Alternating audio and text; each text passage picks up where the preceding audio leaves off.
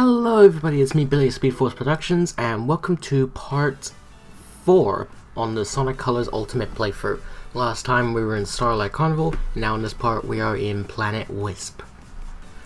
Now, this stage is quite an interesting stage. Like, sometimes it's all this like open-y stuff, and then in the inside you get all this like construction that you can see right here, and yeah, it's our job to stop it and like bring it back to what the place once was.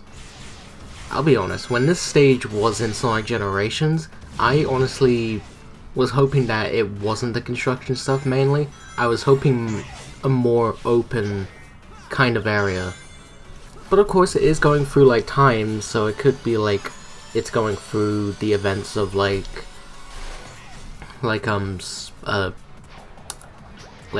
Sonic Colors from that point on in Generations. Oh yeah, there was a collision thing there. I don't understand like how that happened.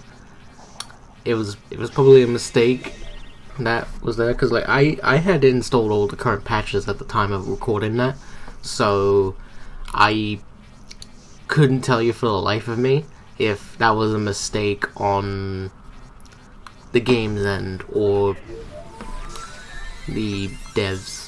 I don't know, because like last time I went into the stage to get all the red star rings for Supersonic, it wasn't doing that, so I guess it was just glitched at one time. Anyways, so yeah, Planet Wisp. It's not my favorite, but it's also not my least favorite stage. Like it's a pretty, like, it has like some good moments, it has bad moments. It's the construction stuff that makes it kind of the weakest thing, but you can understand why it's there from like a story perspective. I just wish there was a way to like experience Planet Wisp without the need of like all of the construction-y stuff. Like I want to like a more open-ended version of Planet Wisp. Like if it's like a modern Generations or Forces, or even in this game on the Epic Game Store, if there was a way to like do that, I would be really happy. Like if anyone who makes mods can make something like that, I would really appreciate it, and I'll probably cover it for a video. Well, anyways, so in this level we get to be introduced to the Spike Wisp, which does a key feature that Sonic has done since Sonic 2, which is the spin dash. Like the main gimmick of Spikes is that you can like stick to walls, but you'll see here in just a moment. Yeah, he can do the spin dash, which makes me wonder like why couldn't Sonic just do the spin dash to begin with? And I can already tell like I don't even need to like look at Spikes with Classic Sonic and Generations. I already know that they pick Spikes just because Classic Sonic has a spin dash. I think for Modern Sonic they could have just used any Wisp, but for some reason, because they were going upwards into the stage, they chose Rocket. I honestly feel like if they were just going to include Wisps, they could have just put like all of the Wisps in and just let each of them try them out, because like in the 3DS version we have the Burst Wisps on Classic Sonic, and we have Laser for Modern, and we use Tropical Resort for that version. And I don't know, Generations, it always felt like that game was always like so many missed opportunities for that game, because like we could have had multiple different gameplay styles, we could have had multiple different characters, stages. Like I feel like they should have gone with like more than one stage from each game that they went back to, and tackled more games in the series. Speaking of Generations, I actually remember seeing an article. I can't remember where the article was from. I believe it was from Sonic Stadium, or it was somewhere else entirely that covers Sonic news. It was definitely not We Got This Covered. I don't like that site. I hate that site from the bottom of my heart.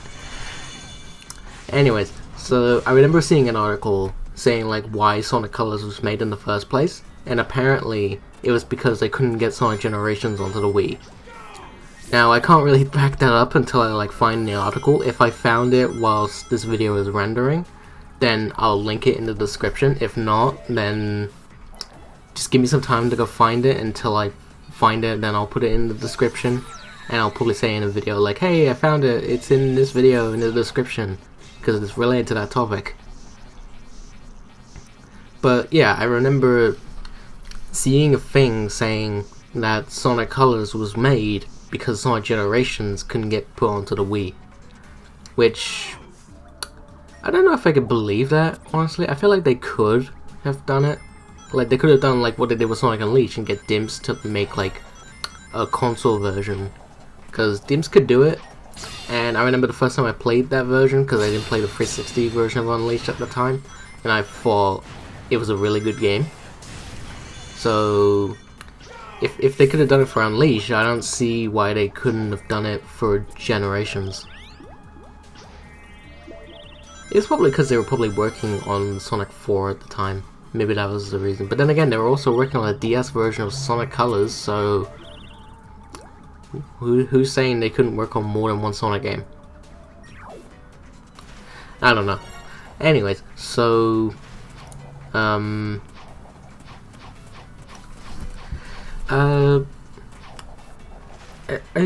suppose I should like talk about like some of the things that people have been complaining about with this remaster. Like, it's mainly been on like the Nintendo Switch side of things, because they've been seeing like a lot of issues about the Nintendo Switch version of the game, and it's, from what I've seen, ooh, like the Switch version really took a hit.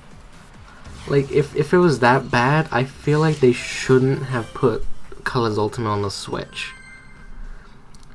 Because looking into it, there was a thread I remember seeing which was talking about what they had to do in order to get the game running in the first place to like be remastered ever. And what they had to go through, I honestly feel bad for Blind Squirrel. Because they were working their hardest to make sure it was all good, and then seeing the end product turning out the way it is, specifically on the Switch, it must have been really hard for them. Like, I could say that probably for any other devs that have worked on Sonic games, aside from Dimps. I mean, sure, Dimps have done a couple of bad ones, like Sonic Lost World for 3DS, and Generations 3DS wasn't that great. But most of the Dimps games have been quite good. I mean, I'm not the biggest fan of, like, say, Sonic Advance 2, but there is still some good to be in that game. So I don't know. So like, I feel like Dimps was probably the one that got the luckiest treatment when it came to Sonic. I wonder what Dimps is doing now, because I haven't seen anything from them in a long time. I wonder why they like stopped doing Sonic games actually. Like, I wonder, like, if anyone knows the answer to that, let me know in the comments down below, because I would love to know like what's going on behind the scenes with Dimps and what caused them to no longer be doing Sonic games. Because I would honestly like to revisit the Dimps games. So whether that be like Sonic Rush Adventure, Sonic Colors for the DS, or even the Advance games. Sonic 4, that game's kind of a mixed bag. Like, Episode 1, it's painfully average to me. Episode 2, I saw a bit of an improvement. Like, I prefer Episode 2 over Episode 1 any day. But, like, overall, like, putting both episodes of Sonic 4 together, Colors... No, what am I going back to Colors for? Yeah, so Sonic 4 as a whole, all episodes, so Episode 1, 2, and Episode Metal, Sonic 4 is just a game that exists. And I remember actually watching Some Call Me Johnny's review he did recently on Sonic 4, which, because, you know, he was re-reviewing it, and I remember him talking about that Sonic 4 was originally just a mobile game, and honestly, it shows. It really does. And then them calling it Sonic 4 was obviously just a marketing thing, just so they could sell. I honestly think if Sonic Color, why do I keep saying Sonic Colors? Jesus Christ! If Sonic 4 wasn't called Sonic 4, it probably would have been received a little bit better. And if it was strictly stuck to what they were intentionally doing, which was just making it a mobile game, no console or anything, then the game could have turned out fine. I think they could have like continued and all that, but calling it Sonic 4, oh, it's a bit of a stretch, because I feel like either Sonic Advance or even Sonic Mania, if you take out the reimagined levels, that is Sonic 4. One of the two. But I digress. Anyway, so we're on Act 4 of this game. Well, Act 4 of Planet Wisp. What am I saying? I swear, I've been having broken English during this whole thing, and I'm British, so I don't know what's up with me. Anyway, so yeah, we're in Act 4 of Planet Wisp now, and yeah, I'm honestly hoping we can get another like HD remaster collection thing, kind of like Sonic Origins, so that way we can get like the Dimps Sonic games, so the Advance games, the Rush games, and even throw in Sonic Pocket Adventure. That would be a really nice addition to the collection, because like I believe that was a game from Dimps, and it was their first game with Sonic. So for them to do a Sonic game that was on a handheld that wasn't even Sega, because it was the Neo Geo Pocket Color. But to be fair, we have had Sonic games before where it was not on like a Sega thing. Like we had Sonic CD on the PC, and even Sonic R. We also had Sonic 3 with Sonic and Knuckles, and Sonic 3 and Knuckles, you know, that whole thing where it's like the music was quite bad, and then we found out that it was the prototype on the 16-bit version. Very interesting piece of history, actually. It's kind of funny how the tables have turned when it comes to when people discuss that particular piece of music for Sonic 3 when they play that version of the game.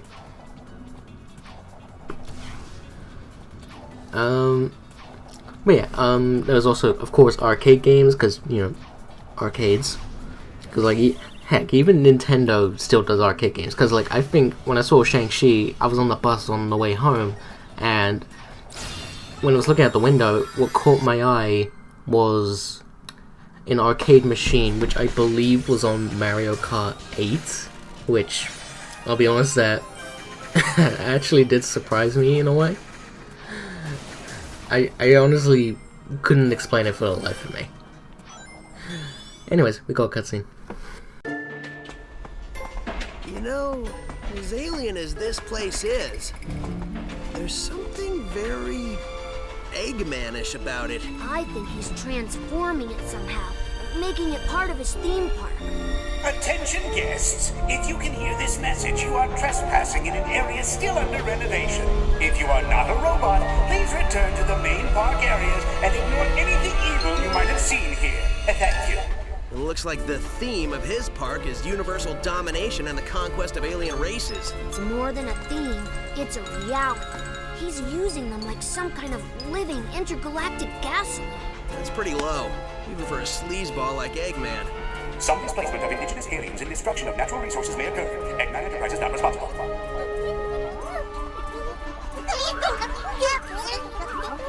You getting any of that? Yeah, they're totally freaked out. It sounds like they're in shock because of public transportation and a loony nurse. Oh no, wait, scratch that.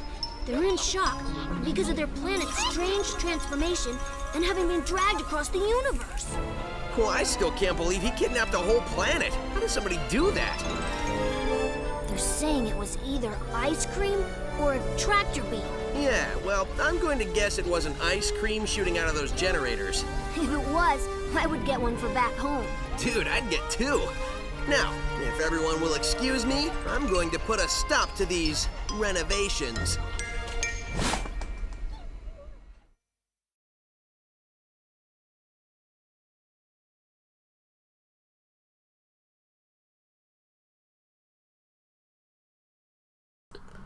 Okay, so now back to what I was talking about. Yeah, I back to the thing about dimps. I would love to see their games be re-released onto newer platforms. The closest we've had to that was, I believe there's a Japanese mobile version of Sonic Advance 1, and there's even a Wii U version exclusive to Japanese Wii U's, which, it was interesting that they did that, but I kind of wonder, like, why didn't they, like, put it everywhere else? Because Sonic isn't that successful in Japan. Like, despite the fact that Sonic is Sega's biggest franchise, Sonic, like, isn't the biggest when it comes to the Japanese market. Because they care for, like, other stuff compared to, say, Sonic. I really couldn't explain what the reasoning is, so I'd say if you know someone that's Japanese and they know the reason as to why Sonic isn't really successful, then maybe talk to them or let me know so I can, like, maybe find out why. Because, like, it's a thing I want to know more about. Like, why is it that it's that way? Like, is it because of, like, how they quote-unquote Americanized Sonic back when they were, like, changing stuff so he's not completely, like how they were originally going for it when the Japanese devs were creating the character? Because Sonic was drastically changed to fit the American market, which, it was like, they gave the Japanese version, they gave Sonic fangs, he was in a rock band, and he had a human girlfriend named Madonna, kind of like Jessica Rabbit in Who Framed Roger Rabbit. But yeah, it's something interesting. It's definitely a piece of history. Like, I wonder, like, how different the things would have been for the Sonic series if, like, say, we never got the changes that we did get before the first Sonic game was, like, ever released. So, like, if Sonic still had fangs, if he still had a human girlfriend, and if he was still in a rock band, how different would have that been? I would honestly like to see a complete version of that. Like, get all the concept art, get all of the scrapped stuff that was meant for the game, and then try and make some kind of, like, fan project out of it. It would be a very, very interesting thing to have. Like, it would probably be, like, one of the best fan recreations, actually, now that I think about it.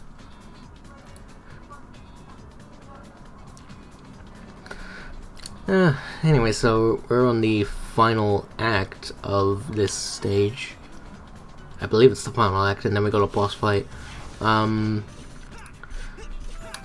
Actually, this is something I've actually mentioned before. Like, I think I mentioned this in the last part, where stages, they feel shortened down, and then they split it, and then they show you a full version later on, which that's definitely happened, especially like I said before in a previous part, it's happened in Sonic Generations, where you get to see a more completed version of a stage compared to seeing it in this game. And it really bugs me, because, like, look, we're actually in a section that we were in the last act, but we're now, like, seeing a fully extended version of that stage. Believe it or not, it's kind of saddening to see a stage get splitting up into, like, this many acts, and then like a fan modding it to be a better stage by making it longer. which makes me think like the stages could have been really good if they just didn't split them up. So if they were just like as they were when they were originally intended, then things could have been fine. Like people could have said like, oh, there's like not many stages, but like sometimes it's okay to do that. It's like say in the Super Mario games, there was instances like say in Mario Galaxy like 1 and 2 and Super Mario 3D Land on the 3DS. I don't know about 3D World because I haven't played that version. Like Wii U or Switch, I haven't played it yet. I would love to, but I haven't. Anyways, the point I'm trying to say is that those games, they have extra levels just so they can pad the game out to be longer than the main plot of the game. Which those Mario games are short when you don't include the extra levels, but I can honestly understand as to why Nintendo would want to like do more, but I think some game developers need to realize that it is okay to have a short game, because there are short games that are really good. But yeah, there are people that are gonna complain like, oh no, this game is too short, but like, people play short games all the time, so it shouldn't be that big of an issue. Like, if you want a longer game, go find a longer game. If you want a shorter game, there you go, that's your short game. But that's just me with all this.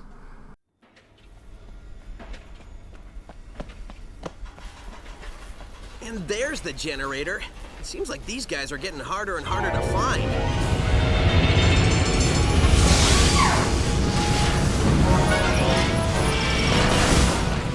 I know for a fact these guys are getting harder and harder to beat. Please remember, all planets in Eggman's incredible interstellar amusement park are, as far as you know, wholly owned properties of Eggman Enterprises and its subsidiaries.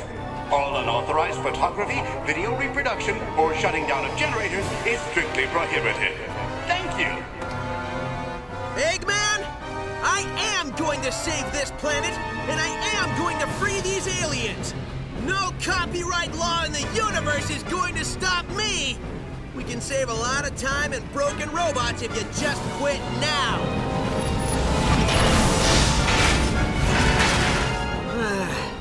Try to be reasonable. God, every time I hear the no copyright line, I just keep thinking of all the memes that just spawned. It got really too much. I've already said what I think about memes, so I'm not going to repeat myself. Anyway, so this is the boss fight Planet Wisp. It's basically the same as the Tropical Resort one, except there's a little bit more of a challenge to it, but it's still a pretty easy boss. The main thing that's different is that face that the robot has, because that was not there previously. And what happens is you just wait for it to show its face, homing attack it, and then boom. I think it's like 2 hits, especially when you do one hit of Sonic and one with the spikes. I don't know if it's 1 hit with the spikes, I can't remember, but yeah. But yeah, that's a pretty short and simple boss. Like I said, these bosses are pretty dang easy. That's kind of questionable.